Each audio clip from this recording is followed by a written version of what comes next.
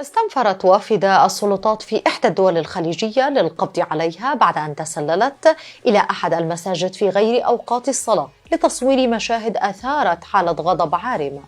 تعود تفاصيل الواقعة التي هزت المجتمع السعودي إلى تسلل وافدة فلبينية إلى أحد المساجد في وقت غير أوقات الصلاة، وما أن اطمأنت الفتاة إلى عدم وجود أحد في المسجد حتى وقفت ناحية المحراب وثبتت جهاز المحمول الخاص بها لتتهيأ للرقص على تطبيق التيك توك، فيما انتشرت الواقعة لليوم التالي لفوز المنتخب السعودي على نظيره الأرجنتيني في مونديال قطر. تحولت مواقع التواصل الاجتماعي في المملكة العربية السعودية إلى متنفس لاحتواء حالة غضب عارمة أججتها تلك الفتاة الوافدة التي خططت جريمتها بإحكام، حيث بدأت تمارس الرقص أمام الجوال في محراب المسجد.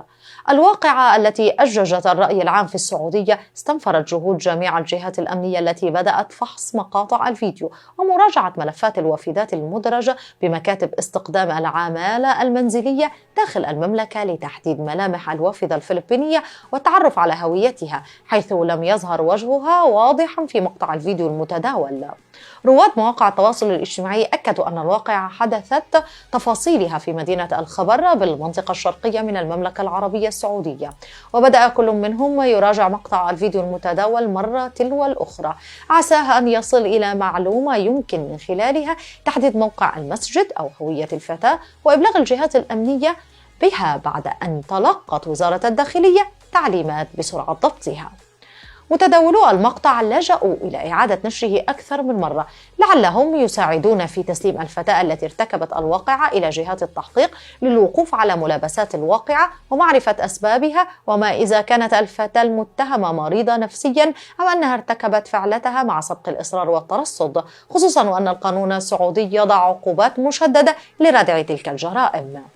بدأت الفتاة تؤدي حركات الرقص في المسجد وعينها باتجاه كاميرا هاتفها المحمول، بينما نجح شخص مجهول في تصوير جريمتها وتوثيقها لتكون صيدا مرتقبا للجهات الأمنية السعودية التي بدأت إخضاع مقطع الفيديو المتداول إلى إجراءات فحص دقيق لكشف جميع ملابساته وتفاصيله. وحتى الآن لم يصدر عن الجهات الأمنية السعودية أي بيان رسمي بشأن واقعة الاعتداء التي قامت بها الفتاة، حيث دأبت السلطات في مثل تلك الحالات إلى إدارة عمليات التتبع وجمع التحريات بسرعة تامة، حيث تواجه التحدي الأخطر في كشف مرتكبة الجريمة لأنها امرأة يمكنها التخفي أو تغيير سحنتها وملابسها بسهولة، وهو ما يفرض على السلطات تجديد الإجراءات المتعلقة بقوانين العمل والإقامة وأمن الحدود.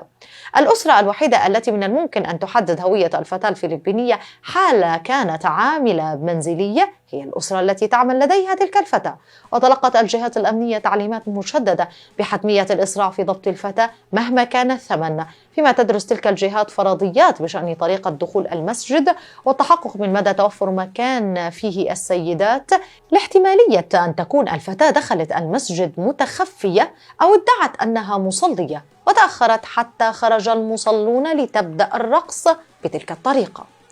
أخيرا وبالتدقيق تبين أن الواقعة ليست جديدة لكنها حدثت منذ نحو عام مضى، وتقوم الجهات الأمنية في المملكة العربية السعودية بتدقيق جميع مقاطع الفيديو التي تمس الأمن العام في البلاد بحرفية عالية، وخصوصا المقاطع التي تتعلق بالاعتداء على الأشخاص والمال العام والسرقة أو التي تثبت المخالفات المتعلقة بقوانين المرور أو كل ما يمس العصبيات داخل البلاد.